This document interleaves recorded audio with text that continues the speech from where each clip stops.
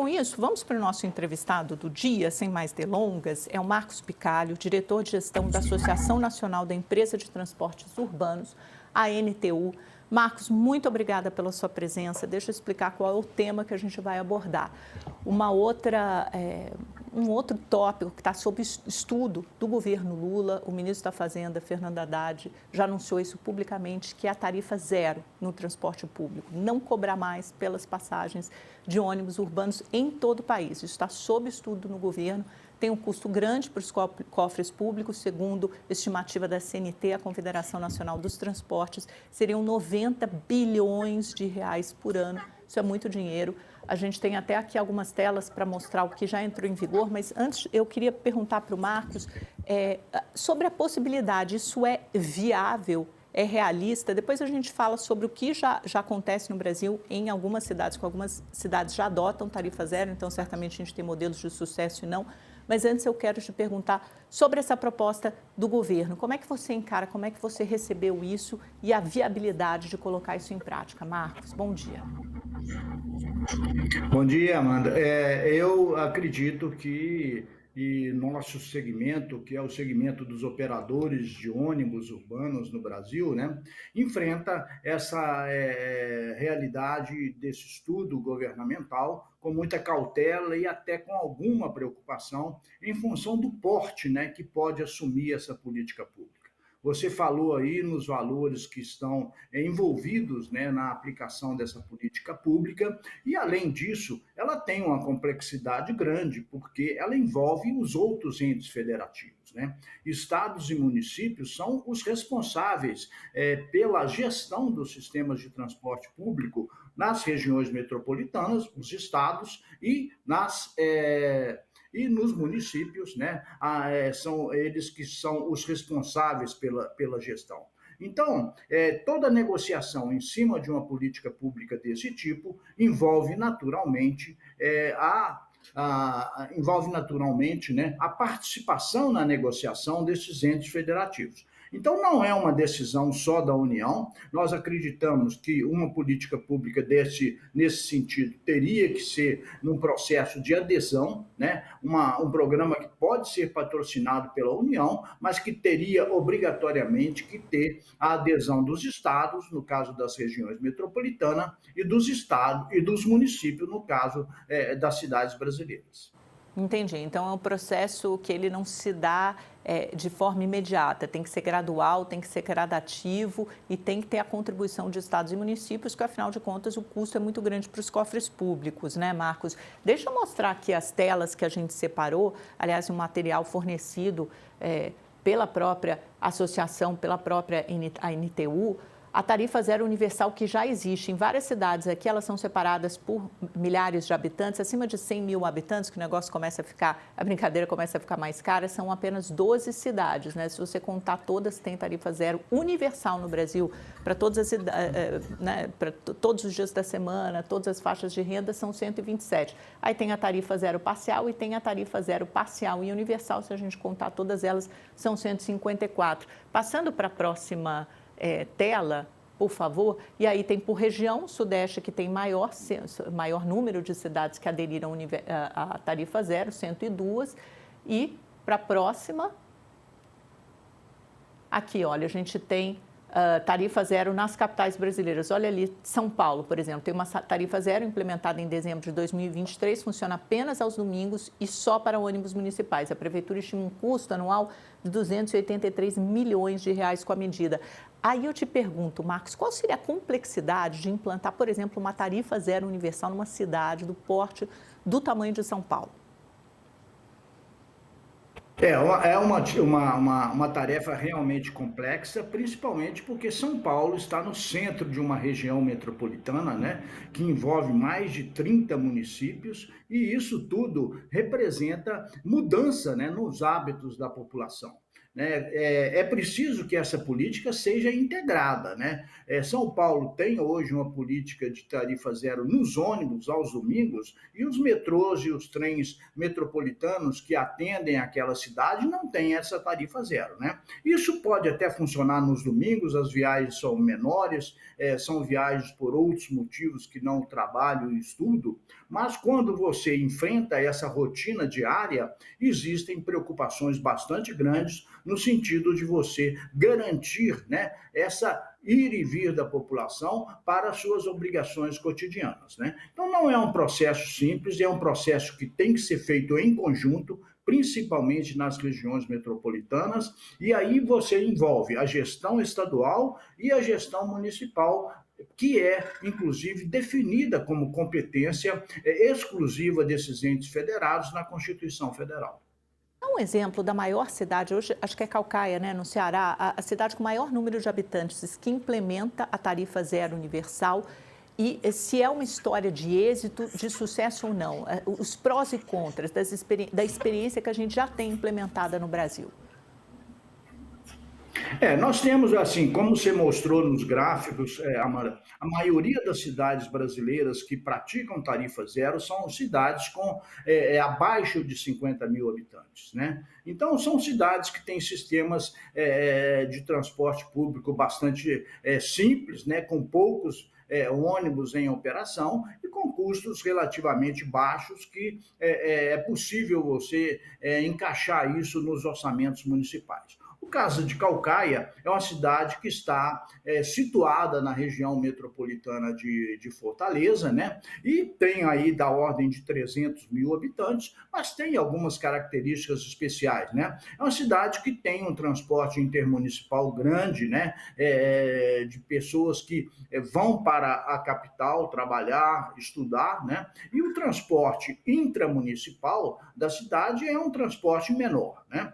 Caucaia tem vários benefícios com a tarifa zero, segundo divulgação da prefeitura, como melhoria do comércio, melhoria do deslocamento da população, aumento de demanda que chegou a estar na casa dos 400% durante um determinado período, mas houve também alguns retrocessos, né? Na última mudança de gestão, o novo prefeito decidiu reduzir a oferta dos serviços para poder adequar o orçamento público do município a essa política de tarifa zero. Então, nós temos uma preocupação muito grande quando você começa a aumentar o porte das cidades, no sentido de você ter a continuidade dessa política e o que é mais importante, manter uma qualidade do serviço de transporte, né, sem degradar as condições para os usuários que normalmente utilizam o serviço. Acho que esse é um ponto importante, a gente estava conversando aqui antes nos bastidores, né, Marcos? Quer dizer, você pode ter um boom inicial na demanda, então a atual oferta do transporte pode não dar conta, porque ele dá conta da demanda atual. Agora, se houver um crescimento vertiginoso da demanda, principalmente num primeiro momento, com oferta grátis de transporte público, como é que você dá conta de fazer os investimentos? Aí seriam necessários mais recursos públicos, um maior aporte de recursos públicos para sustentar aquela oferta de ônibus. É uma das coisas que podem dar errado no início, por exemplo?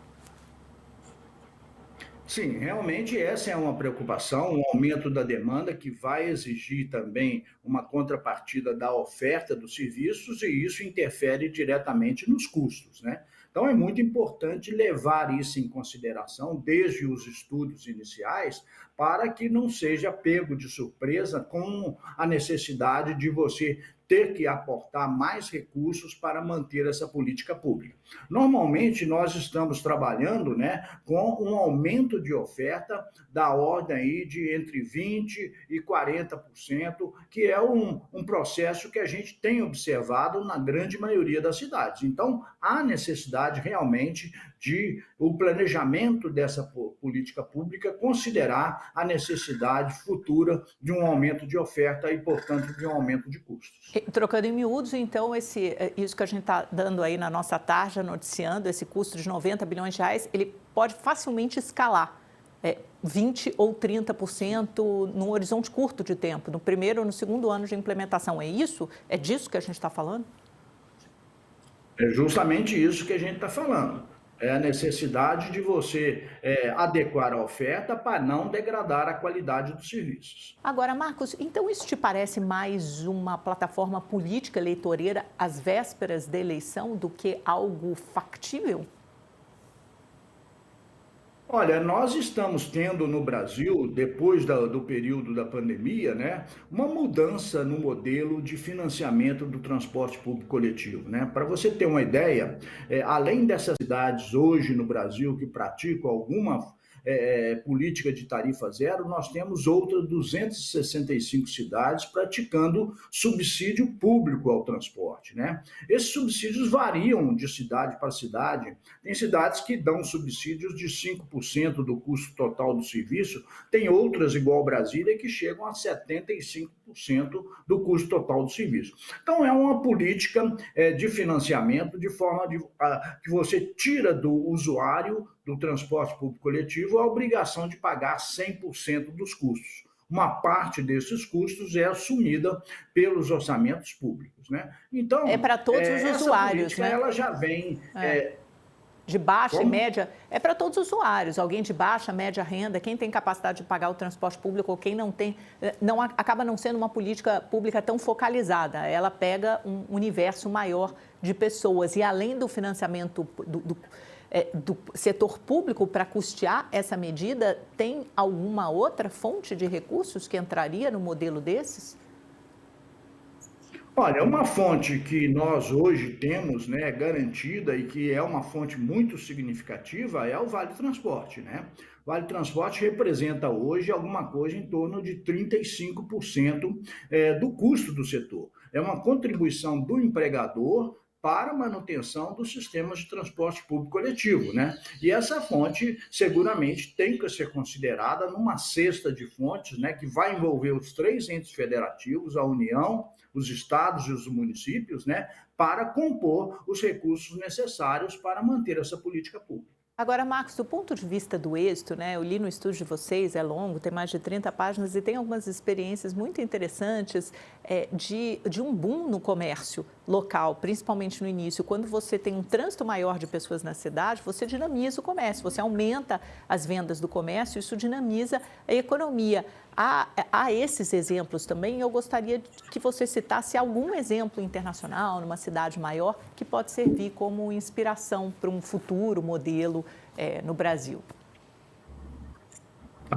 Pois é, essa é um fenômeno que acontece realmente nas cidades brasileiras, está sendo observado, né, de um aumento, né, no volume do comércio, porque é natural que haja uma transferência, né, dos recursos das pessoas, dos habitantes, né, à medida em que ele é dispensado de reservar uma parte do seu orçamento para o transporte, né, ele naturalmente vai direcionar esses recursos para outras necessidades dele. O comércio é naturalmente, né, o segmento que mais recebe esses recursos que deixam de ser aplicados no transporte público e vão para o comércio. Daí você gera mais tributos arrecadados pela prefeitura. Então, realmente tem algum benefício para essa questão.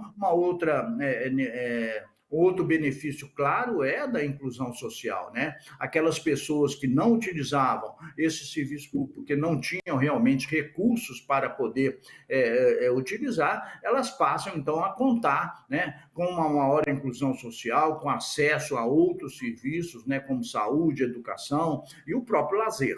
Então, os benefícios são entes, né, que eles trazem para a população. No exterior, nós temos poucas experiências ainda de tarifa zero, né? Eu cito, por exemplo, alguns países ricos, por exemplo, Luxemburgo, que promove a tarifa zero em todos os seus transportes públicos, e não é só na capital, é um país muito pequeno, então, em todo o território do país, os transportes públicos coletivos são gratuitos, não só para os residentes, mas também para todos os visitantes, né?